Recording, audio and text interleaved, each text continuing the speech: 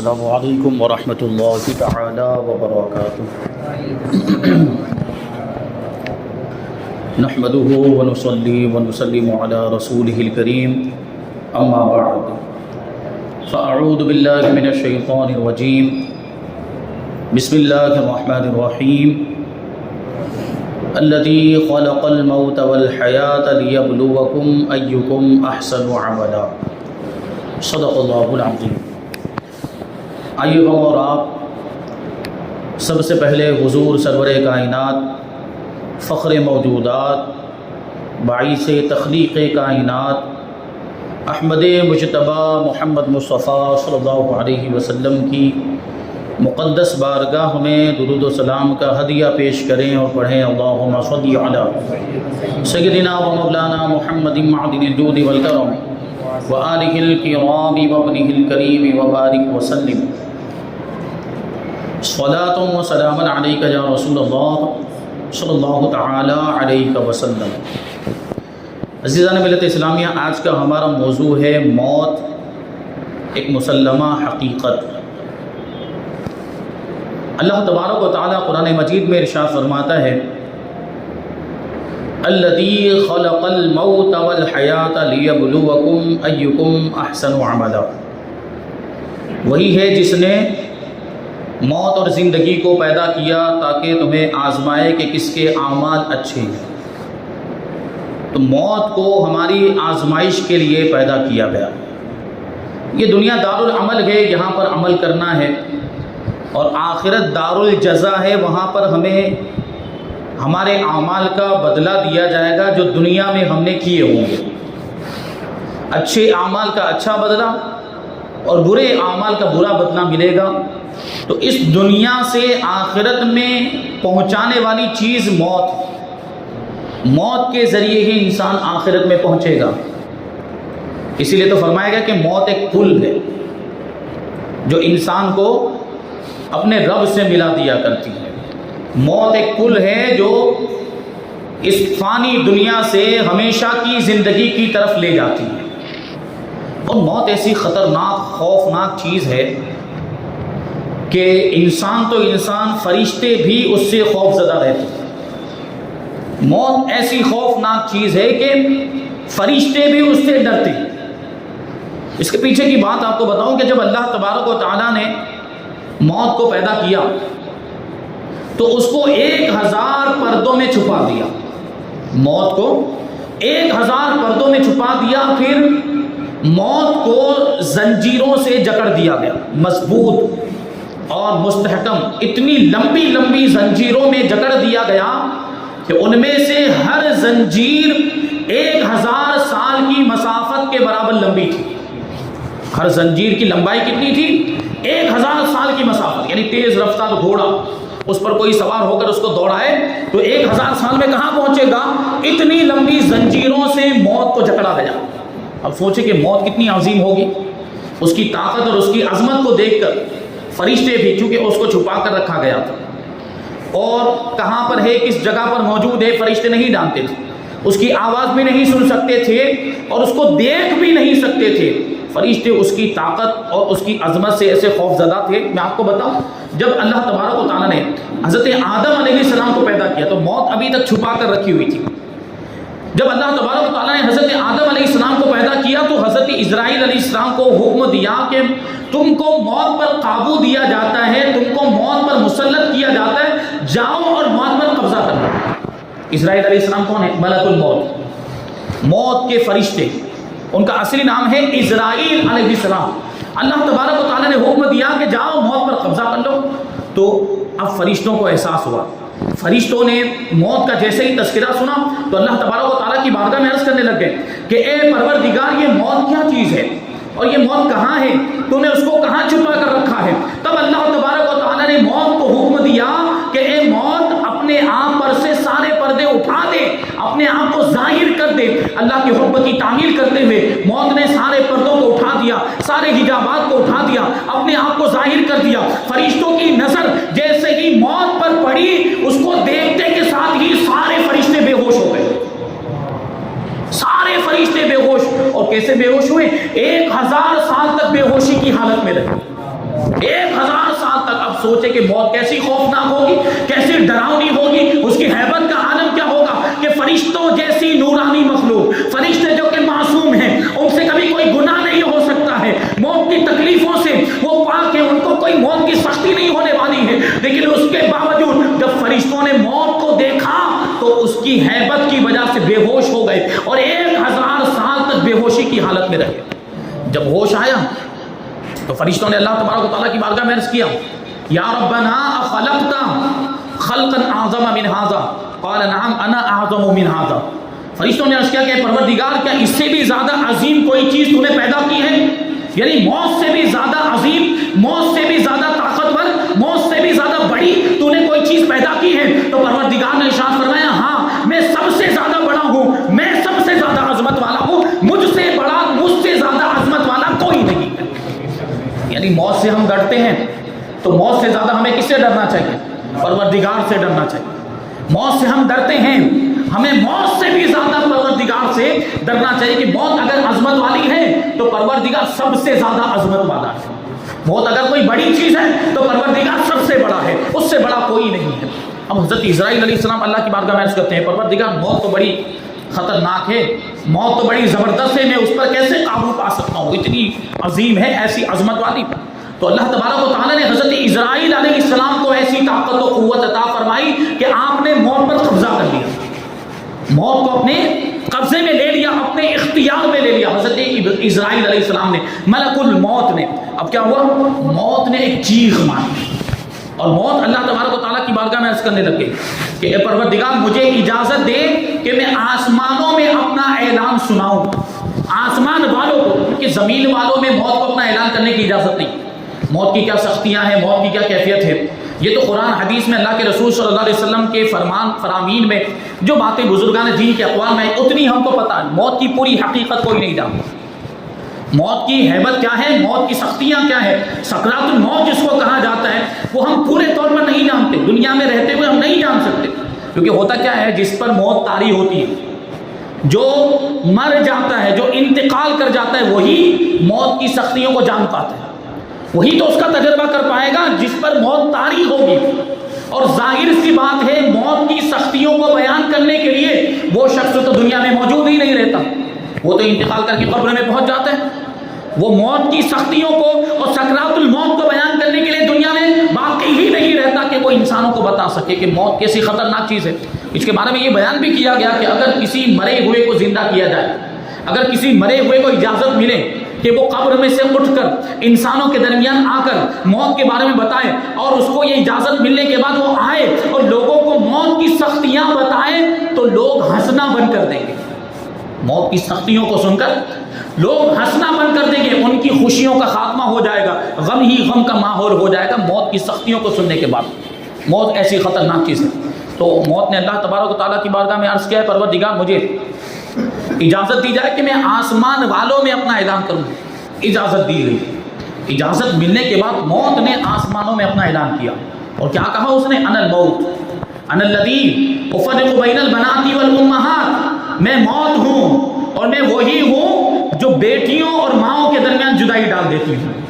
انا الموت الذی افرق بین الاخی والاخوۃ والاخوات, میں ہی وہ موت ہوں جو بھائی بہنوں کے درمیان, بھائی بھائی کے درمیان جدائی ڈال دیا کرتی ہوں. انا الموت الذی افرق بین کل حبیب, میں ہی وہ موت ہوں جو ہر محبت کرنے والے کے درمیان جدائی ڈال دیا کرتی ہوں, ہر دوست کے درمیان جدائی ڈال دیا کرتی ہوں. انا الموت الذی افرق بین الزوج والزوجۃ, میں ہی وہ موت ہوں جو میاں بیوی کے درمیان جدائی ڈال دیا کرتی ہوں. کیونکہ شوہر کا انتقال ہو گیا, بیوی موجود ہے, جدائی ہو گئی کہ نہیں, بیوی کا انتقال ہو گیا, شوہر موجود, جدائی ہو جاتی کہ نہیں, کس کے ذریعے ہوتی, موت کے ذریعے سے یہ جدائی ہوتی. وہی موت کہتی کہ انا الموت الذی اخرب الدیار والقصور, میں ہی وہ موت ہوں جو گھروں کو اور محلوں کو ویران کر دیا کرتی ہوں. وانا الموت الذی اعمر القبور, اور میں ہی وہ موت ہوں جو قبروں کو آباد کر دیا کرتی ہوں. وانا الموت الذی اطلبکم وادرککم فی بروج مشیدہ, اور میں ہی وہ موت ہوں جو تمہیں ڈھونڈتی رہتی ہوں اور میں تمہیں مضبوط قلعوں میں بھی پا لیا کرتی ہوں اور وہاں بھی میں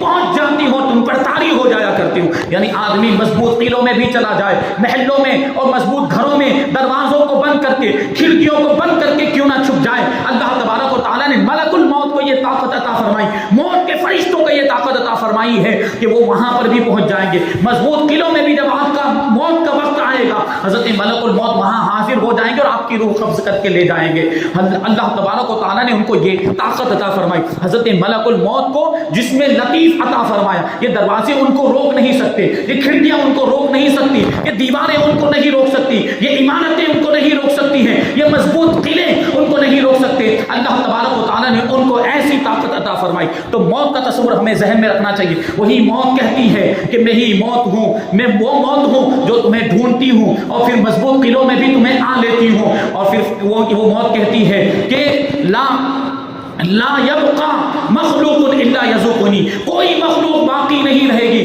مگر وہ میرا مزہ ضرور چکھے گی، میرا ذائقہ ضرور چکھے گی۔ اس لیے اللہ تبارک و تعالیٰ نے قرآن مجید میں ارشاد فرمایا کل نفس ذائقۃ الموت، ہر نفس کو موت کا مزہ چکھنا ہے، ہر جاندار چیز پر موت طاری ہوگی، چاہے وہ انسان ہو، چاہے وہ جانور ہو، چاہے وہ پرندے ہو، چاہے وہ کیڑے مکوڑے ہو، اور کوئی بھی روح رکھنے والی چیز، کوئی بھی ذی روح چیز ہو، اس کو موت آئے گی۔ انسانوں میں بھی ہر کسی کو موت آنی ہے۔ انسان بڑا دھوکے میں ہے، انسان فریب میں ہے، اور انسان سوچتا ہے کہ مجھے تو بھی اور زندہ رہنا ہے۔ اور یہ کسی شاعر نے کہا ہے نا کہ وہ سامان 100 برس کا ہے، آگاہ اپنی موت سے کوئی بشر نہیں، آگاہ اپنی موت سے کوئی بشر نہیں، سامان 100 برس کا ہے، پل کی خبر نہیں ہے۔ یعنی ابھی کل ہی انتقال ہو جائے، ایک پل میں انتقال ہو جائے، کس کو پتا؟ ہمیں موت کا تو یقین ہے، موت کو تو ہم مانتے ہیں، ہم کیا سارے انسان موت کا یقین رکھتے ہیں، موت کو مانتے ہیں، چاہے وہ کسی بھی مذہب و ملت سے تعلق رکھتے ہو، بلکہ جو لا دین ہے، لا مذہب ہے،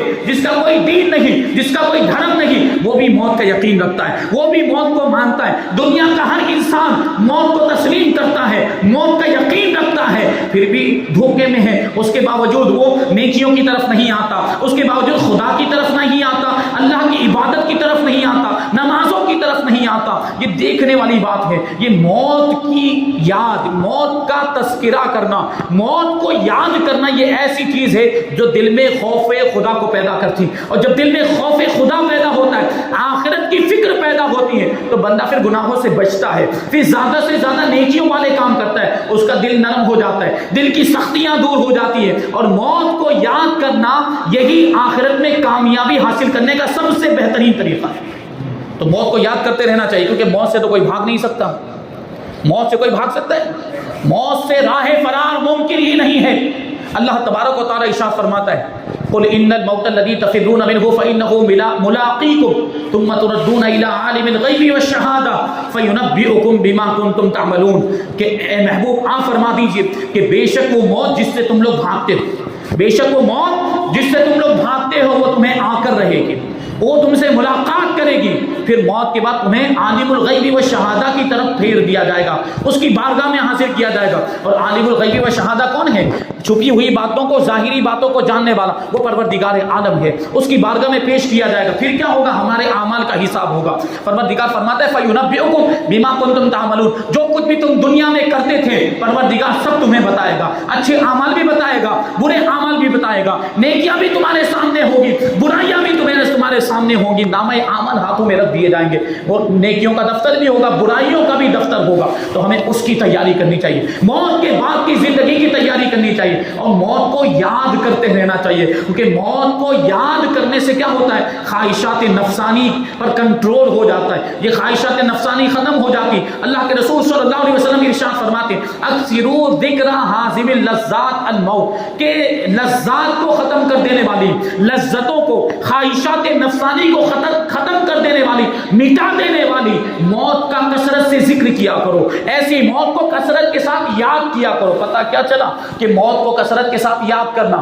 موت کا ذکر کرتے رہنا، یہ خواہشات نفسانی کو ختم کر دیتا ہے، یہ لذتوں کو ختم کر دیتا ہے۔ اور آپ کو معلوم ہونا چاہیے کہ اکثر گناہ خواہشات نفسانی کی وجہ سے ہی ہوتے ہیں۔ تو جب خواہشات نفسانی پر ہی کنٹرول ہو جائے گا تو آدمی بہت سارے گناہوں سے بچ جائے گا۔ موت کو یاد کرنے کی فضیلت، ام المؤمنین حضرت عائشہ صدیقہ رضی اللہ تعالی عنہا نے ایک مرتبہ اللہ کے رسول صلی اللہ علیہ وسلم کی بارگاہ میں عرض کیا کہ یا رسول اللہ صلی اللہ تعالی علیہ وسلم، کیا کسی کو شہید کا مرتبہ مل سکتا ہے جو میدان جنگ میں شریک نہ ہوا ہو، جس نے جنگ نہ کی ہو، جو دشمنوں سے مقابلہ کرتے ہوئے شہید نہیں ہوا؟ کیا ایسے کسی شخص کو بھی شہید کا مرتبہ مل سکتا ہے؟ تو اللہ کے رسول صلی اللہ علیہ وسلم نے ارشاد فرمایا، ہاں اے عائشہ، جو شخص دن میں 20 مرتبہ موت کو یاد کرتا ہے اس کو شہید کا مرتبہ ملے گا۔ جو شخص دن میں 20 مرتبہ موت کو یاد کرے اس کو شہید کا مرتبہ ملے گا۔ اور ہم اور آپ موت کی حقیقت کو جانتے ہیں، موت کے حال کو جانتے ہیں، موت کی کیفیت کو جانتے ہیں، یعنی جتنا ہمیں بتایا گیا قرآن و حدیث میں اور اقوال صحابہ اور بزرگان دین کی باتوں میں، جتنا ہمیں بتایا گیا اتنا ہم موت کے بارے میں جانتے ہیں، لیکن یہ جانور نہیں جانتے۔ جانوروں کو موت کی حالت نہیں پتہ، اور ان جانوروں کو اگر پتہ چل جائے موت کی حالت، موت کی کیفیت، تو یہ کھانا پینا چھوڑ دیں، یہ دنیا جانوروں سے محروم ہو جائے، یہ جانوروں کی رونق ختم ہو جائے۔ اللہ کے رسول صلی اللہ علیہ وسلم نے خود ارشاد فرمایا کہ جس طریقے سے تم موت کو جانتے ہو، موت کے حال کو جانتے ہو، اگر جانور بھی اسی طریقے سے موت کو جان لے تو تم میں سے کسی کے کھانے میں موٹا گوشت نہیں ہوگا، یعنی موٹے جانور کا گوشت نہیں ہوگا۔ کیوں؟ کیونکہ موت کی یاد میں اور موت کے خوف سے جانور پتلے دبلے ہو جاتے ہیں۔ یہ ایک واقعہ اس کے پیچھے ہے، حضرت عیسیٰ علیہ السلام کا واقعہ۔ دیکھیے جانوروں کو اگر پتہ چلے موت کے بارے میں تو ان کی کیفیت کیا ہوتی ہے۔ حضرت عیسیٰ علیہ السلام ایک مرتبہ ایک شخص کے پاس سے گزرے جو اونٹوں کو چلا رہا تھا۔ حضرت عیسیٰ علیہ السلام نے دیکھا کہ ان اونٹوں میں ایک اونٹ بڑا مستی میں تھا، اچھل کود کر رہا تھا اور مستی والی کیفیت میں دوسرے اونٹوں کو کاٹ رہا تھا۔ حضرت عیسیٰ علیہ السلام اس کے قریب گئے، کیونکہ اللہ کے نبی ہیں، اللہ کے نبی جانوروں سے بھی بات چیت کر لیا کرتے ہیں۔ حضرت عیسیٰ علیہ السلام اس اونٹ کے پاس گئے جو مستی میں تھا اور اس کے کان میں ارشاد فرمایا، انک میتون، انک میتون۔ حضرت عیسیٰ علیہ السلام نے اونٹ کے کان میں کہا کہ تو مرنے والا ہے، بھول گیا، تجھ پر بھی موت طاری ہونے والی ہے، تجھے بھی مرنا ہے۔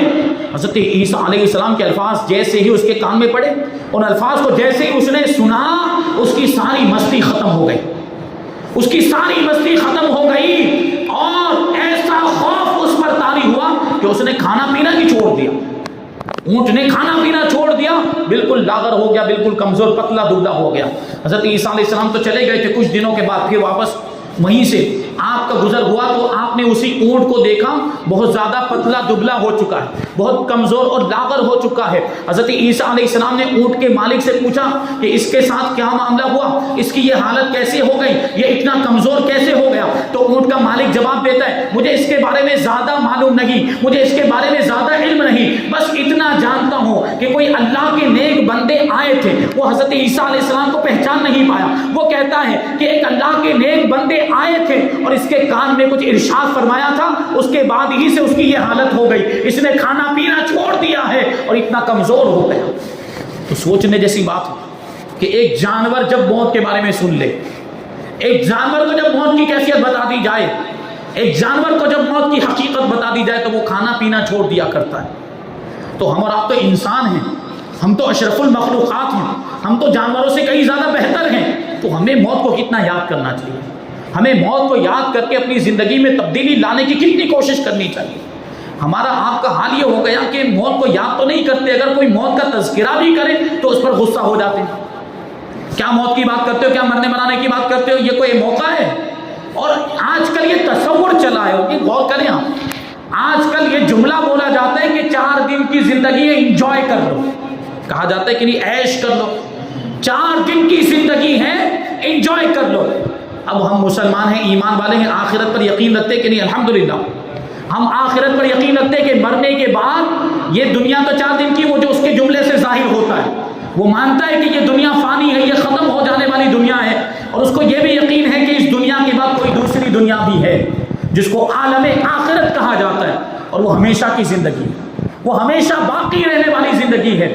تو یہ جو کہتے ہیں نا کہ وہ یہ دنیا 4 دن کی ہے، 4 دن کی زندگی انجوائے کر لو، اس کو خود اپنے اسی جملے سے سبق حاصل کرنا چاہیے، خود اپنے اس جملے سے سبق حاصل کرنا چاہیے کہ یہ جب دنیا 4 دن کی ہے تو اس کی رنگینیوں میں کیوں ڈوب جاتے، جب یہ 4 دن کی ہے تو کیوں اللہ سے غافل ہو جاتے، جب یہ دنیا 4 دن کی فنا ہو جانے والی زندگی ہے تو جو ہمیشہ کی زندگی اس کی تیاری کیوں نہیں کرتے، آخرت کی فکر کیوں نہیں کرتے، آخرت کے لیے توشہ جمع کیوں نہیں کرتے، آخرت کے لیے سامان تیار کیوں نہیں کرتے، نیک اعمال کیوں نہیں کرتے؟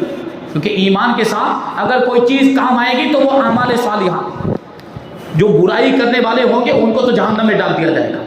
یہ بات ذہن میں رہے، موت سے کوئی بھاگ نہیں سکتا۔ اللہ فرماتا ہے اینما تکونوا یدرککم الموت ولو کنتم فی بروج مشیدہ، کہ تم جہاں کہیں بھی ہو موت تمہیں آ لے گی، اگرچہ تم مضبوط قلعوں میں چھپ جاؤ، اگرچہ تم مضبوط قلعوں میں محلوں میں جا کر چھپ جاؤ، دروازے بند کر دو، موت تمہیں وہاں پر بھی آ لے گی، وہاں پر بھی تمہیں دبوچ لے گی۔ موت سے آدمی بھاگ نہیں سکتا۔ آدمی سوچے کہ میں ہندوستان سے بھاگ کر کسی دوسرے ملک میں چلا جاؤں تو موت سے بچ جاؤں گا، جا سکتا ہے؟ اللہ کی حکومت سے باہر تو جا ہی نہیں سکتا ہے، پوری کائنات میں اللہ کی حکومت ہے۔ اگر یہ ارتھ سے نکل کر کسی دوسرے سیارے پر چلا جائے، کسی پلانٹ، کسی دوسرے پلانٹ پہ، مثال کے طور پر مان لو ابھی چاند پر جانے کا بہت رواج چلا ہے، کوئی چاند پر چلا جائے تو کیا اللہ کی حکومت سے باہر ہو جائے گا؟ وہاں بھی اللہ کی حکومت ہے، وہاں بھی پروردگار کی حکومت ہے، تو وہاں تو مرنا اور آسان ہو جاتا ہے، وہاں تو آکسیجن بھی کم ہو جائے، وہاں دوسرے معاملات ہیں، ہوا نہیں ہے، پانی نہیں ہے، وہاں تو مرنا اور آسان ہے۔ آدمی سوچے کہ میں یہاں سے بھاگ کر دوسرے پلانٹ پر چلا جاؤں، وہاں بچ جاؤں گا، نہیں بچ سکتا، موت سے کہیں نہیں۔ موت سے کس کو رستگاری ہے؟ شاعر کہتے ہیں موت سے کس کو رستگاری ہے، رستگاری مانے چھٹکارا، موت سے کس کو رستگاری ہے؟ آج وہ کل ہماری باری۔ ہم اپنی نگاہوں کے سامنے جنازے اٹھتے ہوئے دیکھتے ہیں، اپنے رشتہ داروں کے، اپنے دوستوں کے، احباب کے، چاہنے والوں کے اور دوسرے لوگوں کے جنازے اٹھتے ہوئے دیکھتے ہیں، اس کے باوجود بھی عبرت حاصل نہیں کرتے۔ یعنی یقین ہے، عقیدہ ہے کہ آج اس کا انتقال ہوا، کل ہمارا بھی انتقال ہونے والا ہے، لیکن اس کے بارے میں سوچتے نہیں، غور و فکر نہیں کرتے، موت کی تیاری نہیں کرتے۔ یہ مسئلہ ہمارے ساتھ، اور کوئی موت کا تذکرہ کرے تو اس پر ناراض ہونے لگ جاتے ہیں۔ ابھی جیسے کہ ہم بیان کر رہے ہیں تو کچھ لوگ ایسے ہوں گے، وہ کہیں گے کہ یہ کیا موت کا ذکر لے کے بیٹھ گئے، یہ موت کا کوئی، یہ تذکرہ کرنے کا کوئی موقع ہے؟ بھائی موت کا تذکرہ کرنے کا کوئی موقع نہیں، بلکہ بندے کو ہر وقت موت کو یاد کرنا چاہیے، ہر وقت موت کو یاد کرنا چاہیے۔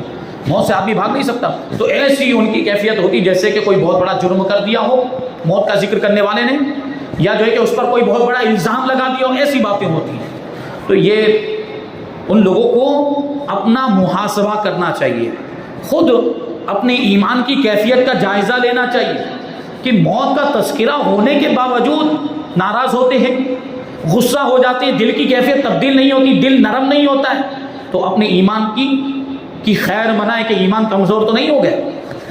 تو موت دیکھیے کہیں بھی انسان چلا جائے موت وہاں پہنچ جائے گی۔ حضرت سلیمان علیہ السلام کا دربار سجا ہوا ہے، ایک نوجوان آپ کے دربار میں بیٹھا ہوا، حضرت سلیمان علیہ السلام کا امتی، اور حضرت سلیمان علیہ السلام کی شان کیا ہے؟ پوری دنیا کی بادشاہت آپ کو عطا فرمائی گئی، اور صرف انسانوں پر نہیں بلکہ پرندوں پر بھی، جانوروں پر بھی آپ کی حکومت تھی، ہوا پر بھی آپ حکومت کیا کرتے تھے، ہوا کو حکم دیتے تو ہوا بھی آپ کے حکم کی فرما برداری کرتی۔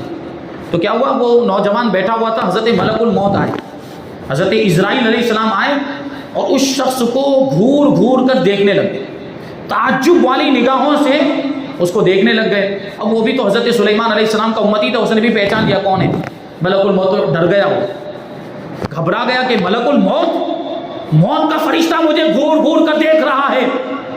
تو حضرت اسرائیل علیہ السلام تو چلے گئے، تو ان کے جانے کے بعد وہ نوجوان حضرت سلیمان علیہ السلام کی بارگاہ میں عرض کرتے ہیں کہ حضرت یہ ملک الموت آئے تھے، مجھے گھور گھور کر دیکھ رہے تھے، مجھے بڑا ڈر لگ رہا ہے، مجھ پر خوف طاری ہو گیا، آپ ہوا کو حکم دیجئے کہ یہ ہوا مجھے ملک چین میں پہنچا دے، اور ایک روایت میں ہندوستان کا ذکر ہے، آپ اس ہوا کو حکم دیجئے کہ یہ ہوا مجھے ہندوستان میں پہنچا دے۔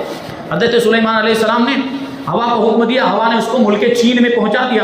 ابھی جیسے ہی ملک چین میں اترا تھا، حضرت ملک الموت وہاں پر حاضر ہوئے، اس کی روح قبض کر وہی مر گئے، وہیں اس کا انتقال ہو۔ ابھی سوچے وہ کیا سوچ رہا ہوگا کہ میں ہندوستان چلا جاؤں گا یا میں ملک چین چلا جاؤں گا تو موت سے بچ جاؤں گا؟ نہیں، وہاں پر بھی حضرت ملک الموت پہنچ گئے۔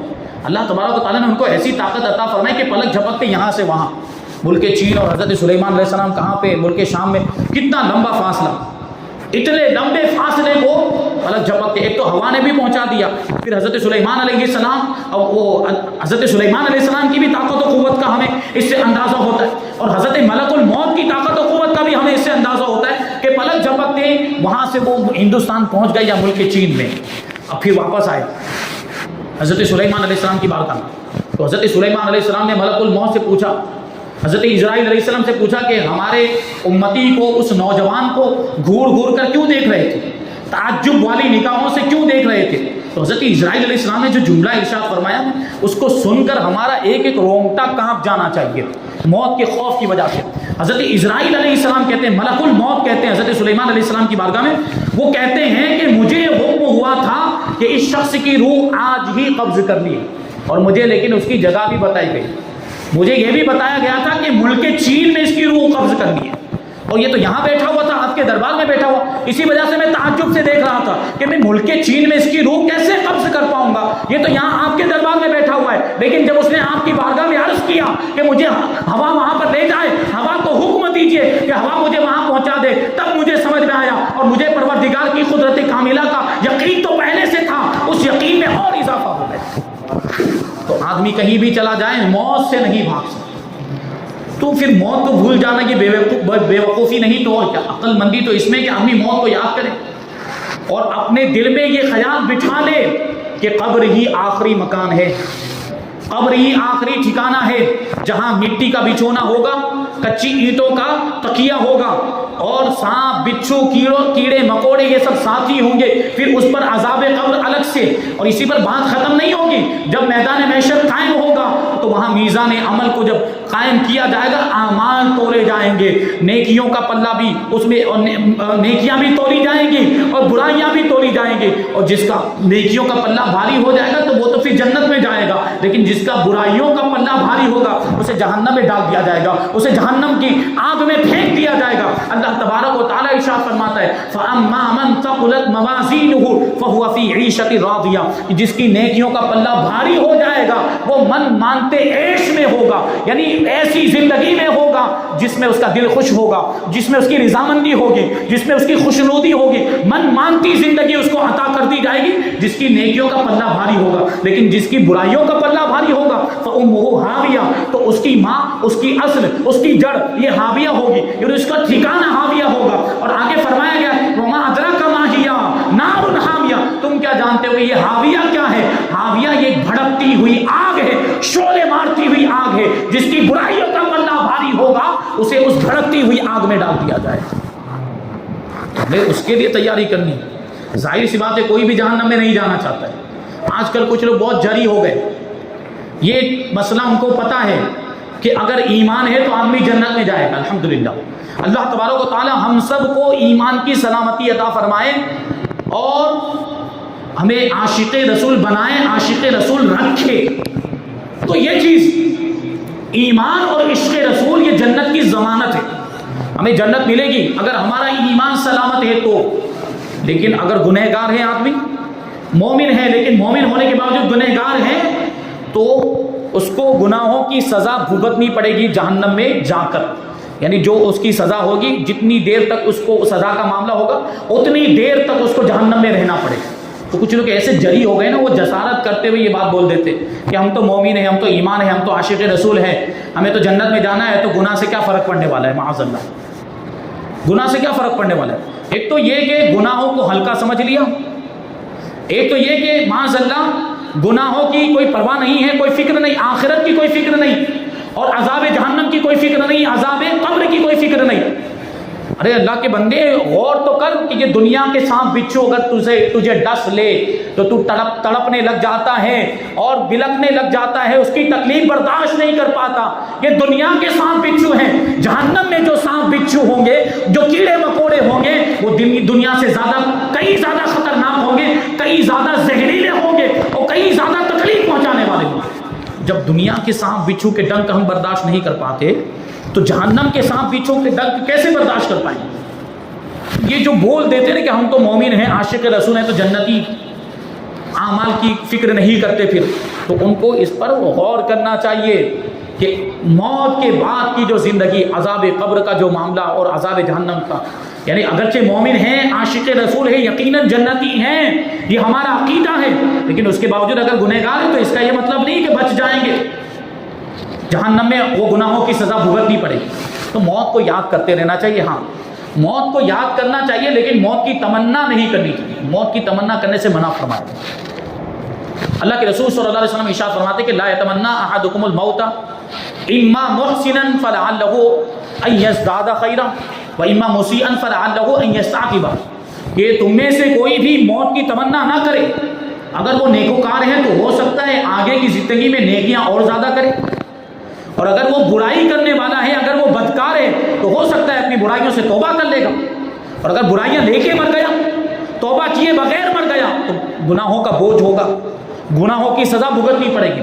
اس لیے کبھی کبھی آنے والی زندگی ہمارے لیے بہتر ہو سکتی ہے، یعنی ہو سکتا ہے اللہ تبارک و تعالیٰ ہمیں آنے والی زندگی میں نیکیاں کرنے کی توفیق عطا فرمائے، اور پیچھے جو گناہ ہو چکے ہیں اس سے توبہ کرنے کی توفیق عطا فرمائے۔ ایسے ہم نے بہت سارے لوگوں کو دیکھا کہ پہلے گناہوں میں مبتلا رہا کرتے تھے، پہلے بہت برائیاں کرتے تھے، بے حیائی کے کام کرتے، شراب نوشی کرتے تھے، جوا کھیلتے تھے، لیکن اللہ نے توفیق عطا فرمائی، نیکوکار بن گئے، متقی پرہیزگار نمازی بن گئے۔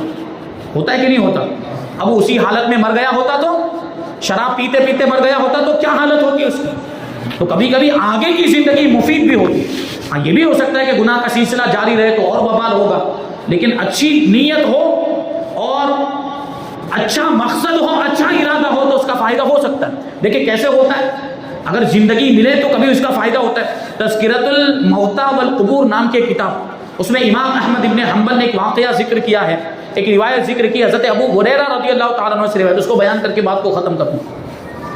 حضرت ابو ہریرہ رضی اللہ تعالیٰ عنہ کہتے ہیں کہ ایک آدمی جنگ میں شہید ہو گیا، اور اس کا بھائی 1 سال تک زندہ رہا، اور 1 سال کے بعد اس کے بھائی کا انتقال ہو گیا، یعنی شہید کے بھائی کا انتقال ہوا، لیکن کب ہوا؟ 1 سال کے بعد انتقال ہوا شہید کے بھائی کا۔ جو شہید کا بھائی ہے وہ شہید نہیں ہوا ہے۔ اب آپ یہ بھی تو سوچیں کہ شہید کا مرتبہ کیا ہوتا ہے؟ دشمنوں سے جنگ کرتے ہوئے، اسلام کی حفاظت کرتے ہوئے، اعلاء کلمت اللہ کے لیے کوئی اگر شہید ہو جائے، اللہ کے پرچم کو، اسلام کے پرچم کو بلند کرتے ہوئے اگر کوئی قتل کر دیا جائے تو اس کا کتنا بڑا مرتبہ ہے، سیدھا جنت میں جائے، ہے کہ نہیں؟ لیکن اس کے باوجود دیکھیں یہاں کیا فرمایا جا رہا ہے، وہ شہید کے بھائی کا انتقال 1 سال کے بعد ہوا۔ تو حضرت طلحہ رضی اللہ تعالیٰ عنہ، بڑے جلیل القدر صحابی رسول، حضرت طلحہ رضی اللہ تعالیٰ عنہ نے ان دونوں کو خواب میں دیکھا، شہید کو بھی اور اس کے بھائی کو بھی، اور کیا دیکھا؟ تعجب خیز بات، حضرت طلحہ رضی اللہ تعالیٰ عنہ نے دیکھا کہ شہید کا بھائی جنت میں اس سے آگے آگے جا رہا ہے، شہید پیچھے ہے، اور شہید کا بھائی جو شہید نہیں ہوا تھا، وہ فطری موت مرا تھا، لیکن 1 سال کے بعد مرا تھا، وہ اس کا مقام و مرتبہ وہ شہید سے بھی بڑھ گیا، اس کا مرتبہ شہید سے بھی بڑھ گیا، وہ شہید سے بھی آگے۔ تو حضرت طلحہ رضی اللہ تعالیٰ عنہ اللہ کے رسول صلی اللہ علیہ وسلم کی بارگاہ میں حاضر ہوئے اور پورا واقعہ بیان کیا۔ وہ صحابہ کرام وہ تو کتنے خوش نصیب، ان کو کسی اور کے پاس جانے کی ضرورت ہی نہیں تھی، ان کو تو کوئی بھی مسئلہ پیش آتا تھا سیدھا اللہ کے رسول کی بارگاہ میں حاضر ہو جایا کرتے تھے۔ فوراً حضرت طلحہ رضی اللہ تعالیٰ عنہ حضور پاک صلی اللہ علیہ وسلم کی بارگاہ میں حاضر ہوئے اور پورا خواب بیان کیا، یا رسول اللہ ایسا ایسا میں نے دیکھا۔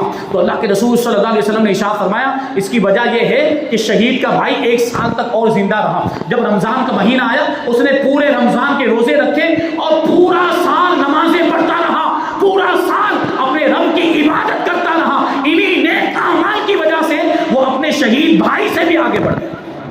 تو آنے والی زندگی کبھی ایسے مفید بھی ہو سکتی ہے، فائدہ مند بھی ہو سکتی ہے۔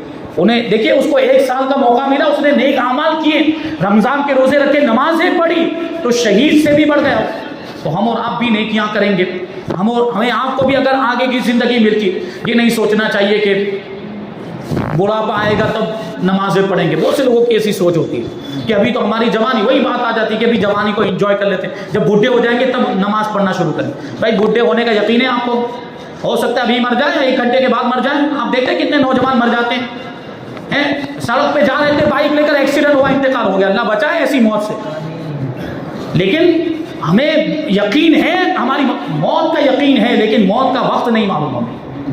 موت جانتے ہیں ہم کہ موت آئے گی، لیکن کب آئے گی یہ ہم نہیں جانتے۔ اور موت کا جو وقت مقرر ہوا ہے، موت اس سے 1 سیکنڈ بھی آگے نہیں ہو سکتی اور 1 سیکنڈ پیچھے بھی نہیں ہو سکتی، کہ اللہ تبارک و تعالیٰ کے حکم کہ ایسے پابند ہیں حضرت ملک الموت، جن کو موت پر مقرر کیا گیا ہے۔ جب موت کا وقت آئے گا ہم اس کو ٹال نہیں سکتے۔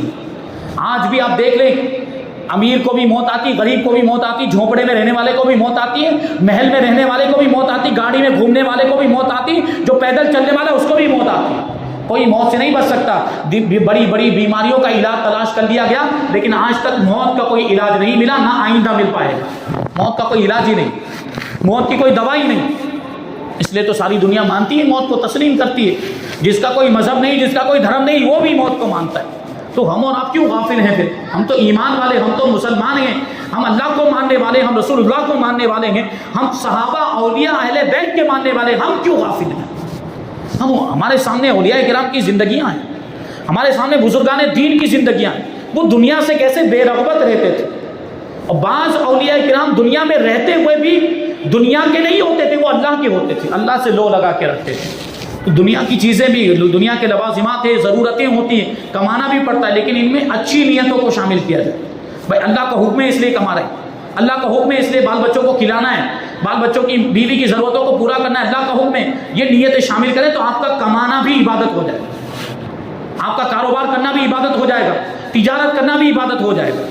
یہ دنیا کی چیزیں، مال کمانا کوئی بری بات نہیں، مال فی نفسی برا نہیں ہوتا، مال کا استعمال اچھا یا برا ہوتا ہے. مال کا استعمال، یہی مال اگر آپ نے کمایا اور اس مال کے ذریعے دین کی خدمت کریں، یہ مال آپ کی نجات کا ذریعہ بن جائے گا. لیکن اسی مال کو گناہوں کے کام میں خرچ کریں، آپ کے لیے وبال جان بن جائے گا. اللہ تبارک و تعالیٰ کی بارگاہ میں دعا ہے کہ جو کچھ بھی بیان ہو ہم سب کو عمل کرنے کی توفیق عطا فرمائے. موت کو یاد کرنے اور موت کے لیے اور موت کے بعد کی زندگی کے لیے ہم سب کو تیاری کرنے کی توفیق عطا فرمائے. ایمان کی سلامتی عطا فرمائے اور ایمان پر یہ ہم سب کا خاتمہ فرمائے. وما علینا الا البلاغ. السلام علیکم.